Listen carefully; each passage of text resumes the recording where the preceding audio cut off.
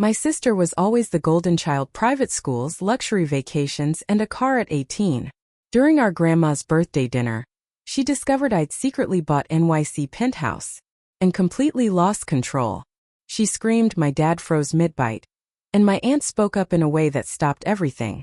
My name is Claire, and this is where my story really starts, because my younger sister Lily was always treated like the shining star while I quietly stayed in the background, watching her get private school educations, luxury vacations, and even a brand new car the moment she turned 18. Everything finally blew up at our grandmother's birthday dinner when Lily discovered that I had calmly and quietly purchased a penthouse in New York on my own, and she completely lost control, screaming so loudly that my dad froze with his fork halfway to his mouth until my aunt said something sharp enough to stop Lily cold. Growing up, I learned early how to shrink myself, not in size but in every other way that mattered, because Lily had this loud, magnetic presence that filled entire rooms, and our parents seemed perfectly happy letting her take up all the space in our family while I faded into the corners. Even though I was 3 years older, you never would have guessed it based on how things worked in our house. Lily went to Westminster Academy, a private school so expensive its tuition cost more than what most people earn in a year, while I walked 6 blocks each morning to the local public high school in suburban New Jersey. She spent her spring breaks in the Bahamas and her summers hopping around Europe, while I spent those same months working shifts at the local library, shelving books and helping patrons track down whatever they were looking for. When Lily turned 18, my father surprised her with a brand new BMW convertible wrapped in a giant red bow. And when my 18th birthday came around, I got a cake and a card with $50 tucked inside. No one ever explained the difference, and it wasn't because of money, since my dad was a senior partner at a commercial real estate firm and my mom had inherited a sizable trust fund. The truth was simple even if no one said it out loud. Lily was the golden child and I wasn't. I stopped asking why years ago because every time I did, I got vague answers about Lily needing special opportunities or having talents that required extra attention. My mom would rest a hand on my shoulder and tell me how independent I was, like my self-reliance was some charming trait instead of something they had forced me into. The pattern showed up early on, like when I was 12 and Lily was 9 and I asked to take piano lessons because my friends were learning and I loved the idea of making music. Mom said we'd see, which I already knew meant no. But 3 months later Lily casually mentioned wanting to try piano, and suddenly a baby grand piano appeared in our living room with a private instructor coming twice a week. Lily quit after 4 months because she was bored, and the piano sat untouched after that, so I taught myself using YouTube tutorials, only practicing when the house was empty because I didn't want anyone paying attention to what I wanted. There was something deeply embarrassing about wanting something my parents were willing to buy for Lily but not for me. So I learned quietly, my fingers finding the keys in an empty house, playing songs no one else ever heard. High school followed the same pattern, with Lily walking the manicured brick campus of Westminster Academy in her uniform and designer bag, while I pushed through the crowded halls of Jefferson Public High, dealing with stuck lockers and a cafeteria that smelled like cleaning chemicals and leftover food. I told myself it didn't matter because Jefferson had good teachers and I was learning just as much, but sometimes the difference hurt in ways I couldn't ignore, especially during parent-teacher conferences. My parents cleared entire evenings for Lily's meetings at Westminster and usually took her out to dinner afterward, while my conferences were rushed 15-minute sessions squeezed into lunch breaks, with my parents asking just enough questions before hurrying back to work. My guidance counselor, Mrs. Green, noticed all of it. She was in her 50s, sharp and observant, the kind of woman who saw what others chose to overlook, and during my junior year she called me in to talk about college. She told me my grades were excellent, that I was in the top 5% of my class with strong test scores and solid extracurriculars, and that I had real options ahead of me. I told her I was mostly looking at state schools like Rutgers because the reputation was solid and the in-state tuition made sense. She looked at me over her glasses and said I could aim higher, that with my record I could apply to Ivy League schools and possibly get strong financial aid. I told her plainly that my parents wouldn't fill out financial aid forms, that they made too much money for me to qualify anyway, and that they had made it clear they weren't paying for my education.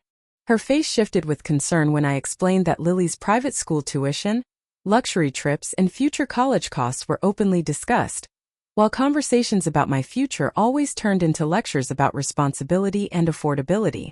Mrs. Green suggested merit scholarships, and I told her that was exactly my plan, because I was applying to schools where my scores put me at the top of the applicant pool. She said I shouldn't have to do it alone, and I told her I knew but I would anyway. She helped me research scholarships and plan my applications, and with her guidance I applied to 12 schools known for strong merit aid. When the acceptance letters arrived in the spring, I had real choices, and when Rutgers offered me a full ride covering tuition, room and board, I accepted without hesitation. My parents took Lily and me out to dinner to celebrate, proudly announcing Lily's acceptance to Hartwell College with its massive $70,000 annual cost, while my full scholarship was mentioned quickly, almost like a footnote, before the conversation drifted back to her. Dad said he was relieved I'd chosen such an affordable path, completely blind to how absurd that sounded given everything else, and that was the moment I fully accepted that no one was coming to rescue me, so I learned to take care of myself. I worked all through high school, saved every dollar I could scrape together, and earned a full academic scholarship to Rutgers, while my sister Olivia went off to Belmont College at full price without a second thought. It made sense that our paths kept diverging, because while she spent her time studying poetry and hopping between semesters abroad, I double majored in finance and computer science, pushed myself relentlessly, and graduated summa cum laude. Right after college, I landed a job at a fintech startup in Manhattan, moved into a tiny studio apartment in Queens, and rode the subway to work every single day. Olivia, on the other hand, moved right back home after graduation and talked endlessly about maybe becoming a creative director or starting a lifestyle brand, ideas our parents encouraged with full emotional backing and open wallets. The difference between our lives after college couldn't have been clearer. While Olivia slept late in her childhood bedroom and spent her afternoons staging dreamy Instagram photos, I was squeezing onto a packed train at 6 in the morning, just to beat the rush. My Queens apartment was about the size of Olivia's walk-in closet back home. The bathroom window faced a brick wall, and my neighbors fought loudly enough that I learned to sleep with earplugs, but none of that bothered me because I was building something real. The startup, which was called Apex Ledger, was small but driven, founded by 3 former MIT students who had spotted major flaws in the trading systems used by big financial institutions, and they needed someone who could bridge the gap between technology and business. My double major made me a natural fit. I came in as a junior analyst, but in a startup everyone does a little of everything, so within 6 months I was helping design algorithms, joining client meetings, and working side by side with engineers to fine-tune the platform. The hours were long and the pressure never let up, but I was learning faster than I ever thought possible. During my first year at Apex Ledger, I went home for Christmas, and Olivia had just started dating a guy she met at a gallery, a trust fund kid named Spencer who worked part-time at his father's real estate firm.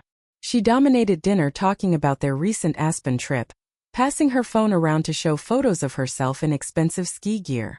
Then my mom finally turned to me with polite curiosity and asked how work was going, calling me Megan like she hadn't used my name all night. I told her things were going great, that we'd signed 2 new clients and I was leading the integration for one of them, and she smiled, said that was nice, and immediately shifted her attention back to Olivia. My Aunt Diane, who was visiting for the holiday, leaned over and asked me to explain more about what I was doing, and when I broke down algorithmic trading and how our software helped institutions reduce risk through better data, she listened closely, asked thoughtful questions, and told me I was doing important work and not to let anyone convince me otherwise. That small bit of recognition meant more to me than she probably knew, because in a family where my achievements were always background noise, being truly seen felt rare. Startup life stayed intense, and our CEO, Mark Reynolds, was demanding but fair, always pushing us to be better while still rewarding real results. After a year and a half, he promoted me to senior analyst and gave me a small equity stake, telling me during my review that I was one of the strongest hires they'd ever made, and that my insights had played a huge role in the company's growth. At the time, the equity didn't feel real to me, just a vague promise that might never turn into anything, so I kept living carefully, saving most of my income and investing what I could into simple index funds. Meanwhile, Olivia's relationship with Spencer fizzled out. She tried working at a fashion PR firm but quit after 3 months because the hours were too demanding, and then launched a sustainable luxury blog that our parents happily financed.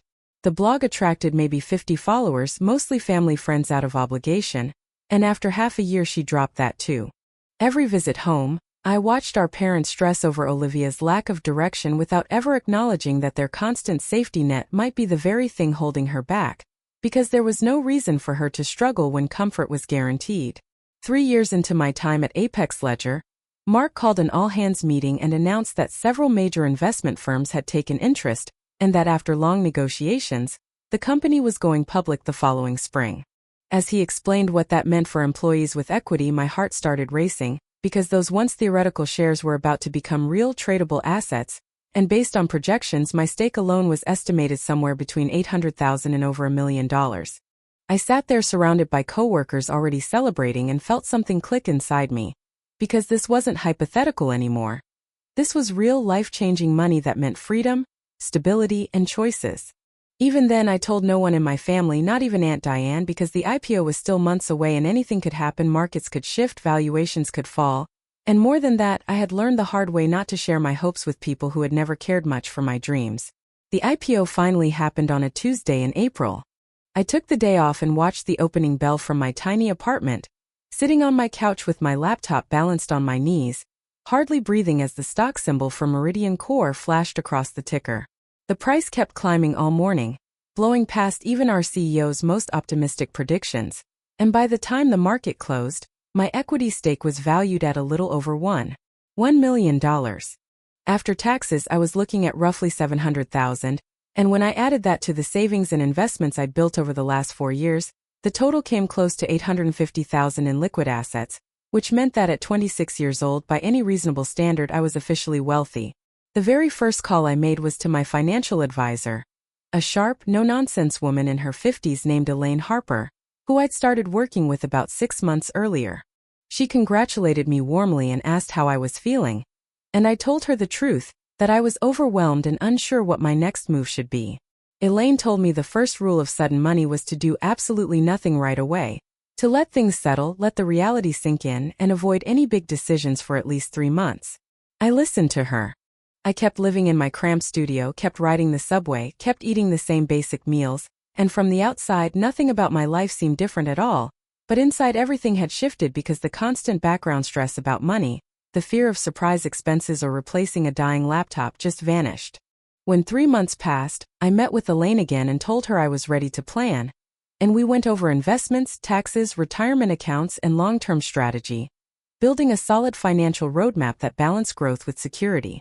She also gently pointed out that I'd spent years in survival mode, working relentlessly, saving obsessively, and denying myself comfort, and that I finally had the freedom to make different choices. That idea stuck with me, and I started asking myself what I actually wanted out of life beyond just being financially safe. The answer hit me one Saturday afternoon while walking through Tribeca on my way to brunch with my friend Maya. I took a longer route through a neighborhood I'd always admired, with its quiet tree-lined streets, elegant buildings, and cozy cafes tucked beneath beautiful lofts, and when I passed a real estate office, one listing in the window stopped me cold. It was a penthouse with 2 bedrooms, floor-to-ceiling windows, a wraparound terrace, and sweeping views of the Hudson, listed at $1.8 million, and instead of laughing and walking away like I would have months earlier, I realized that while it wasn't easy, it was actually possible for me. Before I could overthink it, I walked inside. The buying process dragged on for months with inspections, financial reviews, negotiations over small repairs, and endless paperwork, since the seller was a meticulous investment banker relocating to London. I hired a real estate attorney, took out a modest mortgage to cover the gap, and learned more about New York real estate than I ever wanted to know, all while keeping my family completely in the dark. Around that time, my sister Olivia was loudly debating whether to pursue a master's degree in arts administration, a $70,000 program with questionable payoff, and my parents spent multiple family dinners arguing over whether they should fund it outright. No one asked about my life, no one noticed the constant calls with my lawyer, and honestly, I was so used to being invisible that it didn't surprise me anymore. The closing finally happened on a Friday in September, and I sat in a conference room signing what felt like a mountain of documents until the seller's attorney finally slid a set of keys across the table and congratulated me on owning a piece of New York City. Holding those keys in my hand felt heavier than metal, because they represented years of discipline, sacrifice, and stubborn determination to build a life without help from the people who should have been there. I'd put down a large portion of my liquid assets and structured the mortgage carefully with Elaine's guidance, keeping enough cash for emergencies and furnishing, while still making the purchase make sense. Moving day was messy and loud, with movers hauling my few cheap, worn pieces out of my queen's apartment, And I decided then to start over completely, buying furniture that fit the space and reflected my taste instead of my limitations. The next day, Maya came over with champagne and takeout from an upscale Japanese place, and we sat on the terrace watching the sunset spill across the river, as she told me how incredible it all was and reminded me that I'd done every bit of it on my own. I told her it still felt unreal, like I might wake up and find it was all a dream, and she smiled and told me gently that it wasn't. Maya raised her glass and told me that this is what happens when talent finally meets opportunity and you're smart enough to grab it, that I had earned every bit of it, and as we toasted to new beginnings, I felt a calm settle over me that I hadn't known in years because this place was mine. No one had handed it to me, no one could take it away, and no one's opinion about it mattered but my own. The weeks after moving in flew by as I slowly furnished the apartment, taking my time and choosing each piece with intention because I wanted it to feel polished but livable. A space that reflected the woman I had grown into rather than the girl I used to be. I picked out a soft gray sectional for the living room, a dining table big enough for 8 even though I rarely hosted, artwork from local galleries that actually moved me, and plants that filled the sunlit rooms with life. Work kept getting better too. After the IPO, Meridian Core expanded fast, and I was promoted to Director of Client Solutions, a role that came with more responsibility, a significant raise, and a seat at tables with executives from major financial institutions, where I built a reputation as someone who could untangle complicated problems without panic. Outside of work, my life stayed quiet. I dated now and then, but nothing serious ever stuck, mostly because a lot of men were either intimidated by my career or uncomfortable with my financial independence, and I decided I'd rather be alone than shrink myself to make someone else feel better. The only family member I stayed genuinely close to was my Aunt Diane. We met for lunch every few weeks near her Midtown office, where she worked as a literary agent and quietly built an impressive career of her own.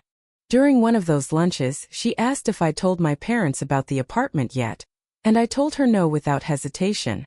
She asked why, though she already knew, and I explained that they never asked about my life, that their calls were always about Olivia's latest plans or some family obligation, and that it didn't make sense to volunteer information they clearly weren't interested in. Diane sighed and said they did care, they just didn't know how to show it, and I told her that caring means asking questions, listening to answers, celebrating wins, and offering support, none of which they had ever done for me, because they had built a family dynamic where Olivia was the star and I was the background character expected to be grateful for scraps.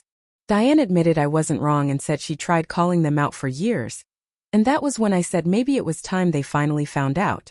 3 weeks later, we gathered for my grandmother Evelyn's 85th birthday dinner.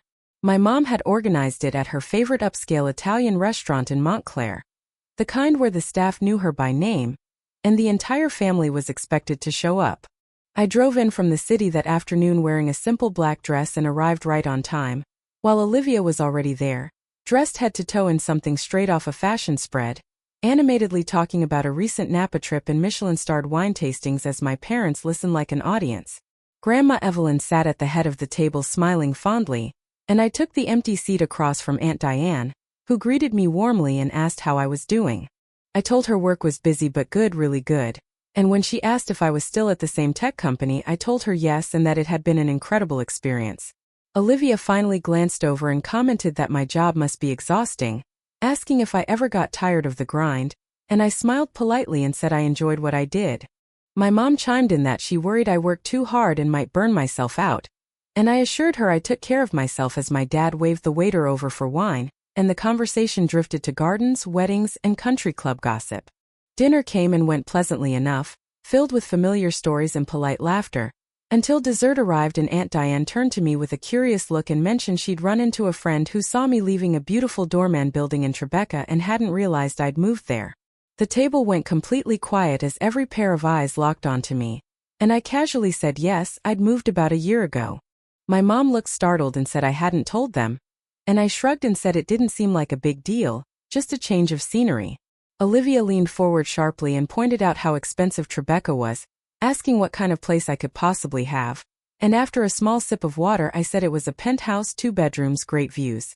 The silence that followed was heavy enough to feel, my dad's fork clanking against his plate, my mom frozen mid-reaction, and Olivia staring at me like I'd lost my mind before repeating, almost shouting, a penthouse in Tribeca and asking if I had any idea what those cost.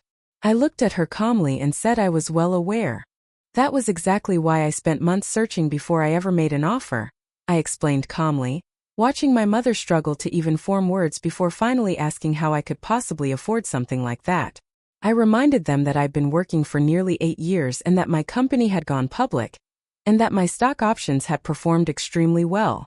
My father straightened in his chair and latched onto that detail, asking just how well, and I told him it was enough to make a significant down payment, that I did have a mortgage but it was very manageable with my current income.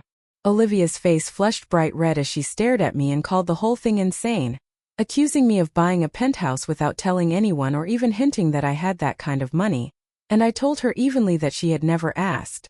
When she snapped that we were family, I stood my ground and said I hadn't hidden anything, I simply hadn't announced it, and that there was a difference.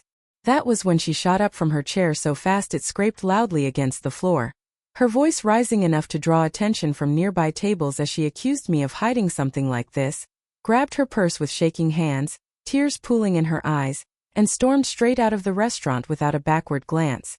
My mom half stood, torn between following her and staying put, while my grandmother watched the scene with quiet interest and my Aunt Diane looked like she was enjoying the moment far more than she was letting on. My mom reached for my hand and told me they just wished I'd told them, that they could have helped or given advice, and I gently cut in to explain that I already had advisors, financial planners, attorneys, professionals who helped me make careful decisions. My dad said we were still her parents and sounded genuinely hurt that they hadn't been involved, and I looked at him directly and asked when they had ever been involved in my financial life, reminding him they hadn't helped with college, living expenses, or even asked how I was managing when I moved to the city. I told them I learned to handle money alone because I had no choice. The truth sat heavy and uncomfortable between us until my mom finally admitted, quietly, that they had left me to figure things out on my own. That was when Aunt Diane spoke up, her voice smooth and sharp as she pointed out how interesting it was that instead of pride or happiness, the reaction to my success had been anger and interrogation, and she asked why that was. She didn't wait for an answer, continuing that she'd watched for years as resources were poured into Olivia while I fended for myself, as my sister's average achievements were celebrated and mine barely acknowledged, and now that I'd succeeded beyond expectation, everyone was acting like I'd done something wrong by not keeping them informed. My mom tried to protest, but Diane challenged her directly, asking when any of them had last asked about my work or offered support without being prompted, reminding them that I'd put myself through school, built a career, and bought property in Manhattan without a single dollar from them, and that it should be celebrated. The silence afterward was thick, and though other diners were clearly paying attention, I felt lighter than I had in years. My grandmother cleared her throat and said she was proud of me, proud that I'd learned to stand on my own, proud that I'd worked for what I wanted instead of waiting for handouts, and she added that my success wasn't an attack on Olivia but proof that hard work mattered. She said she'd always known I was special, and was glad everyone else was finally seeing it. My dad admitted they hadn't meant for things to be unequal and said they thought Olivia needed more support, and I told him quietly that they'd chosen to give her more, and that they didn't get to be surprised that I'd learned to support myself or upset that I hadn't included them in the success that followed. He nodded, looking worn down, and admitted they'd made mistakes, and I told him I wasn't angry anymore because I'd realized their favoritism hurt them more than it hurt me, that they'd taught Olivia dependence but taught me resilience, even if unintentionally. My mom mentioned that Olivia had called a car and gone home, clearly upset, and Diane said bluntly that she was upset because her worldview had been challenged, because she believed she was destined for greatness simply by being favored.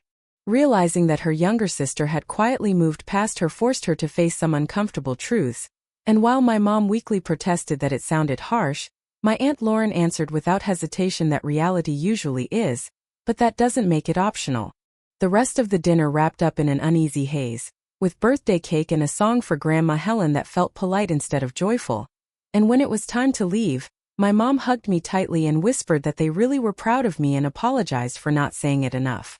I hugged her back, conflicted but sincere, thanked her, and then watched my dad shake my hand in a way that felt formal and unfamiliar before telling me he'd like to see my place someday if I was open to it, to which I gave a non-committal maybe.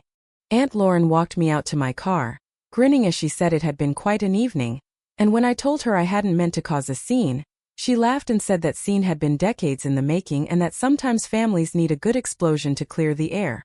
I drove back into Manhattan as the sun dipped low, washing the skyline in pinks and oranges, while my phone buzzed nonstop with messages from my mom asking if we could talk, my dad sending me an article about real estate investing, and Grandma Helen texting simply that she wanted me to visit soon and tell her everything about my life, while my sister Olivia stayed completely silent, exactly as I'd expected.